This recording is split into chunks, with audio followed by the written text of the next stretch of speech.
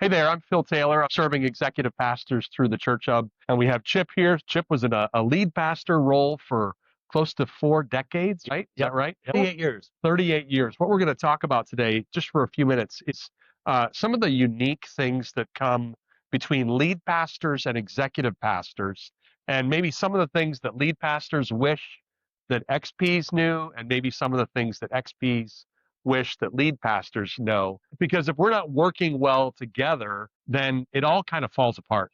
And it falls apart way too quickly. And so let's have that conversation here for a little bit. Anything come to your mind right off the top of your head about things that you wish executive pastors knew about lead pastors? One of the things that I often find can be a struggle is that lead pastors tend to be big picture visionaries, right?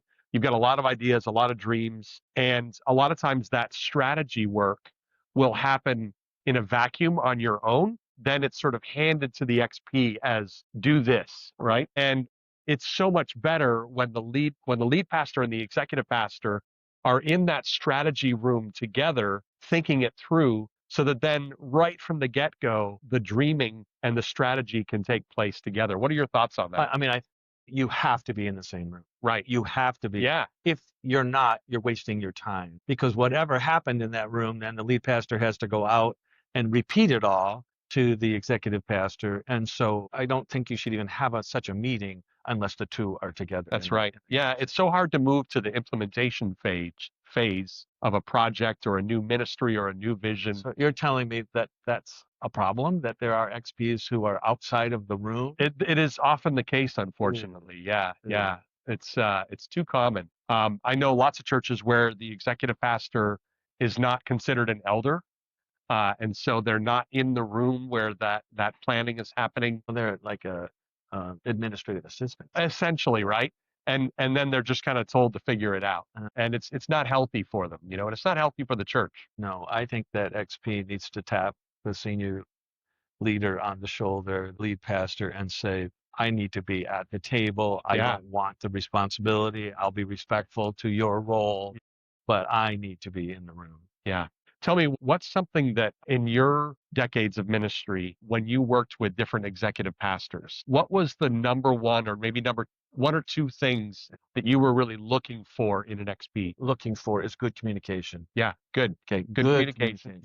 What I didn't like is surprises. I don't like, I did this, I took care of this, I decided to go start this, And you had no idea. I had no idea. And not only that, I disagreed with the decision that he made. So I don't like surprises, but I loved it when we could be in lockstep together. Right. I think good communication is so important. And what I have found, so when I'm coaching executive pastors, one of the first questions I ask in my very first session is what is your meeting schedule with your lead pastor?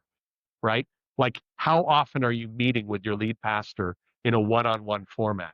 And quite frankly, a lot of times it's like once a month, once a quarter even, which is not enough to have good communication, right? So what are your thoughts on that? At least once a week. Yeah. And in my context, multiple times a week. Yeah. Touch points, right? Touch points throughout the week. Yeah. Yes. And in certain weeks, every day. Yeah. Depending on the season what's you're going in. on. Right. Exactly. And I think, something that I've often found, it sounds like you were probably the type of lead pastor who was much more communicative with your team than some. Some lead pastors are, a little bit like mercurial. They kind of want to stay a little bit away from everybody. And so, what I've often found is super helpful is I just keep a list on my phone of everything that I need to connect with the LP on. And I'm just constantly adding to that list, right?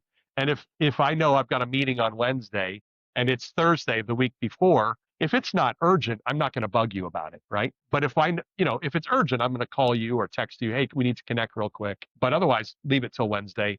Sometimes it's letting you know I'm working on this. Sometimes it's hey, what are your thoughts about this? It's depending on the situation, right? I think a wise lead pastor doesn't leave his executive pastor out in the dark. Yeah. Okay. And what does that look like to leave an XP in the dark? He doesn't know the vision. He doesn't know the picture until, okay, here it is. I dumped it on you and I want it done yesterday. Right. All right. That's just. Why do you think some lead pastors do that? Now you're asking me to play psychologist, and I'm not. That may be above my pay grade. Insecurity. Sometimes we want to put our team in positions where they're going to look bad and fail, and that makes me look better somehow. I don't know. I mean, I think that's a very sad statement on lead pastors when they do that. Yeah. And if an XP is in that situation, I think I'd try to find somebody to help mediate a way to stop that. Yeah. Because that behavior cannot happen. Absolutely. Yep. I'm with you there. Yeah. Yeah. I think trust is the foundation between the two. Yep. And you earn that over time. You're certainly handed to it at the very beginning. You have to forge a way to whenever you start the ministry together. But trust is built over time, and it's also lost very quickly. That's right. The lead pastor does something, or the XP does something. Yep. Also think every guy on the team wants a little ounce of the lead pastor's time. Right. Okay. And we are busy. Of course we are. But if we don't have enough time to put a regular time on the calendar and say, hey, XP, we meet Wednesday at 10. Do we have a big agenda today? I'm running late on some stuff. Do we Right. need Can to we meet cancel? today? That's right. Or can I do it in 30 minutes instead of 60? Yeah. Can we do it as a phone call? Or can we add 30 minutes? Or whatever Right. it is. The lead pastor needs to know Yeah.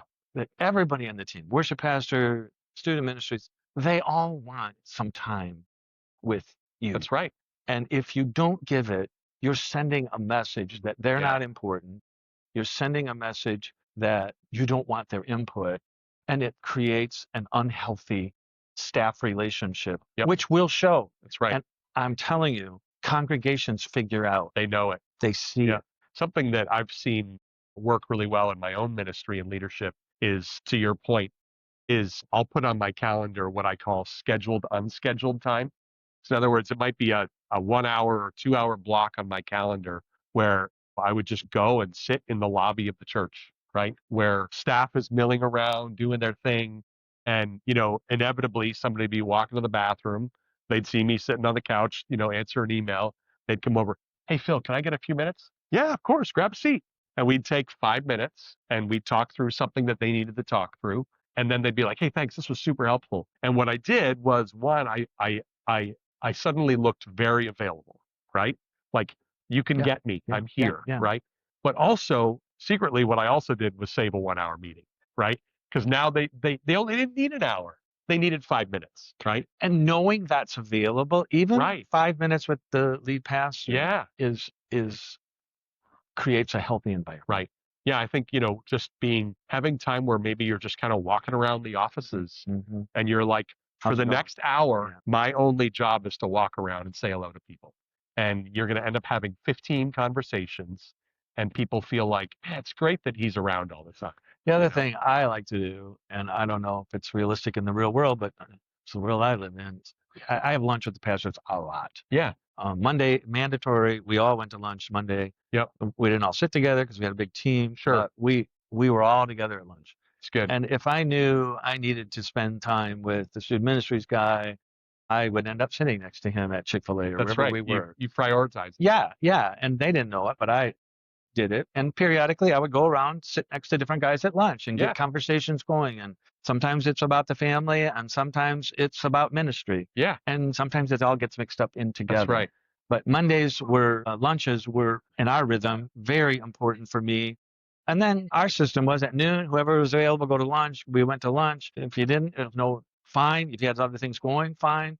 But occasionally it might just be me and the XP. Yeah. Occasionally it might just be me and one of the other guys. Right. And those are really important times. They're super great times. Because you're bonding together. That's right. And building trust. Yeah, I think even like beyond lunch, like doing things like whatever, going mini golfing together and bringing your wives along, right? And having just like truly just social time where you're hanging out and maybe you're even kind of going, hey, let's not talk about church, let's just connect on, how families are going and being, mutually vulnerable with each other, right? Like if the XP is the only one who's ever being vulnerable and the LP never shares what's going on in your life, then at some point it starts to feel like, I think this guy only knows how to like be the hero. I don't know, have you ever experienced that? It's no fun to work for somebody if he's giving that vibe off to his team. It is no fun to work for that guy at all. And eventually it will show and guys will start to find other jobs. Right. So Wise is the lead pastor who figures that out and strategically invests in the relationship with his team. That's right. Yep. Yeah. Have you ever, in your role as a lead pastor, have you ever seen staff triangulating against another person on staff through you?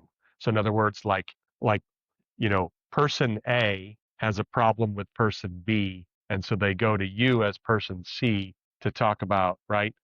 And rather than, that's the kind of the simple definition of So the triangulation. answer to your Yeah. question is yes, I Yeah. have. And the answer to them and doing it is, have you talked to that person That's the about it way it's yet? supposed to be, right? And well, yeah, I'm just not getting anywhere. Well, I'll tell you what, right now, you Yeah. go down in that office, Yeah. you sit down with him and you guys talk it out. And if you can't figure it out, Come get me. then you come get me Right. or the XP Yeah. if he's available, and we will figure this out. But we cannot Right. live in harmony with a burr under a saddle that's Exactly. driving you crazy. So you have to go talk to him. If you haven't, go in, shut the door. You might be able to figure it out. And if you don't, we'll sit down. And I've done that many, many times.